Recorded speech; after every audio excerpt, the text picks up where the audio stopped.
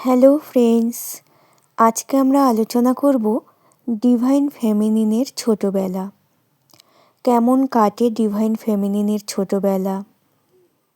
Divine feminine যে পরিবেশে বড় হয়ে ওঠে সেই পরিবেশ কেমন থাকে, আশেপাশে মানুষজন কেমন থাকে, কোন মানুষের সংস্পর্শে ডিভাইন ফেমিনিন বা ডিএফ বড় হয়ে ওঠে, আজকে আমরা জানবো সেই সম্পর্কে। আর পাঁচটা মধ্যবিত্ত ফ্যামিলির বাচ্চারা যেরকম নর্মাল বা স্বাভাবিক পরিবেশে বড় হয়ে ওঠে, সেরকম পরিবেশ কিন্তু ডিভাইন ফেমিনিন ছোটোবেলায় পায় না। ডিভাইন ফেমিনিন এমন একটা ফ্যামিলিতে বেশিরভাগ সময়ই জন্ম হয় বা জন্ম নেয়, যেই ফ্যামিলির মধ্যে সব সময় একটা বিশৃঙ্খলতা, একটা ঝগড়াঝাটির পরিবেশ এইরকম চলতেই থাকে। হয় দেখা যাবে ডিভাইন ফেমিনিনের মা বাবার মধ্যে সবসময় ঝগড়াঝাটি চলতে থাকে, অথবা মা বাবার মধ্যে ডিভোর্স হয়ে যায়, অথবা মা বাবা ছোটোবেলায় যে কোনো একজন মা বাবার মধ্যে মারা যায়, অথবা বাবা মাকে ছেড়ে চলে যায়। ডিভাইন ফেমিনিন বেশিরভাগ সময়ই মায়ের স্নেহ থেকে বঞ্চিত থাকে। সেটা হতে পারে যে কোনো কারণেই, হতে পারে ডিভাইন ফেমিনিনের সাথে ডিভাইন ফেমিনিনের মায়ের বনিবনা হয় না, এনার্জি ম্যাচ করে না। হতে পারে ডিভাইন ফেমিনিনের মা ছোটোবেলা থেকেই খুব অসুস্থ থাকে, ওই জন্য ডিভাইন ফেমিনিনকে যেই কেয়ার করার কথা, মায়ের থেকে যেই কেয়ার পাওয়ার কথা ডিএফের, সেই কেয়ার ডিএফ কখনোই পায় না।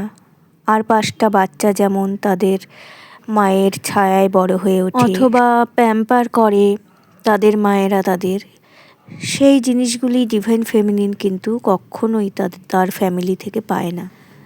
তারপরে ঘরের মধ্যে, ফ্যামিলির মধ্যে একটা সবসময় ঝগড়াঝাটির পরিবেশ লেগেই থাকে।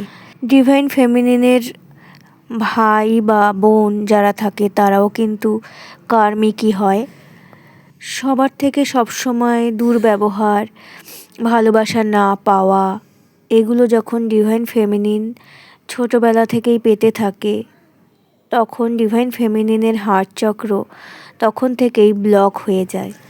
ডিভাইন ফেমিনিনের মধ্যে একটা হীনমন্যতা সবসময় কাজ করে, যে আর পাঁচটা বাচ্চারা যেমন সুন্দর একটা পরিবেশ পাচ্ছে, তাদের বাড়ির লোকেরা তাদের কেয়ার করছে, প্যাম্পার করছে, সেটা সেই জিনিসগুলি তো ডিভাইন ফেমিনিন ভাবে যে তারও পাওয়ার কথা, কিন্তু সে যে কোনো পরিস্থিতির কারণেই হোক পায় না। পড়াশোনার ক্ষেত্রেও ডিভাইন ফেমিনিনের অনেক বাধা আসে। স্মুথলি কোনো কাজ ছোটোবেলা থেকেই ডিভাইন ফেমিনিন করতে পারে না। অনেক সময় দেখা যায় যে টিচাররাও হয়তো কোনো কারণ ছাড়াই হয়তো ভুল বুঝছে ডিভাইন ফেমিনিনকে, তাদের থেকেও ভালো ব্যবহার পায় না ডিভাইন ফেমিনিন।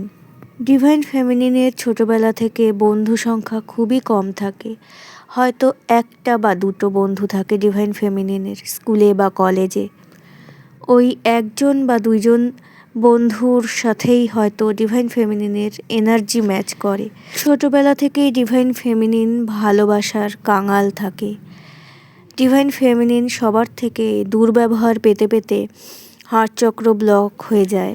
সবার থেকে যখন খারাপ ব্যবহার পেতে থাকে ডিভাইন ফেমিনিন, তখন একটা সময় এমন আসে যে তখন ডিভাইন ফেমিনিন ভাবে একদিন তার জীবনে এমন কেউ নিশ্চয়ই আসবে যে তাকে অনেক ভালোবাসবে, প্যাম্পার করবে।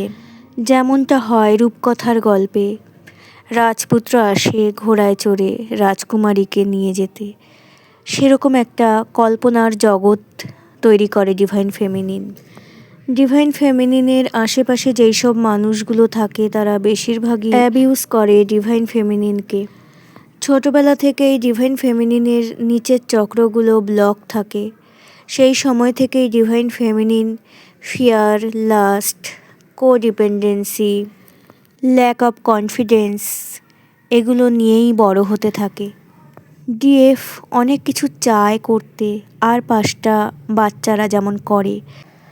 ডিএফ ভাবতে থাকে যে সে কেন আর 5টা বাচ্চার মতো না? কিন্তু তখন তো ডিএফ জানে না যে সে ডিভাইন ফেমিনিন। ডিভাইনের গাইডেন্সের মধ্যেই ছোট থেকে ডিভাইন ফেমিনিন থাকে। ডিভাইন ফেমিনিনের জীবনে যা কিছু হয় সব ডিভাইনের ইচ্ছা অনুসারেই হয়। আরেকটা জিনিস হয় ডিভাইন ফেমিনিনের লাইফে, ছোট থেকে ডিভাইন ফেমিনিন নেচারের সাথে নিজেকে খুব সুন্দরভাবে কানেক্ট করতে পারে। অনেক সময় এমন হয় যে ডিভাইন ফেমিনিন এমন একটা পরিবেশে জন্ম হয় যার আশেপাশে অনেক পুকুর, নদী, নালা, ফুলের বাগান এইসব থাকে এবং ডিএফ এদের মাঝখানে সময় কাটাতে অনেক ভালোবাসে। নেচারের মাঝখানে এই ডিভাইন ফেমিনিন আস্তে আস্তে বড় হতে থাকে। এই গাছপালা, প্রকৃতি এগুলি যেন ডিভাইন ফেমিনিনকে লালন পালন করতে থাকে। ডিভাইন ফেমিনিন এর মধ্যেই বড় হতে থাকে। ছোট থেকেই কিন্তু ঠাকুর দেবতার প্রতি ডিএফ এর ভক্তি থাকে।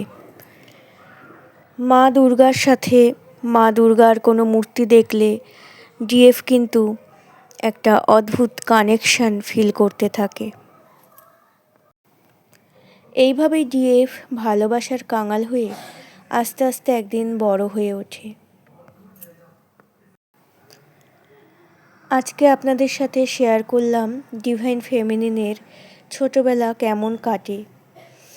আমার আজকের ভিডিওটি যদি আপনাদের ভালো লেগে থাকে তাহলে আমার চ্যানেলটিকে সাবস্ক্রাইব করবেন, কমেন্ট করবেন, লাইক ও শেয়ার করবেন। সবাই অনেক ভালো থাকবেন। ধন্যবাদ।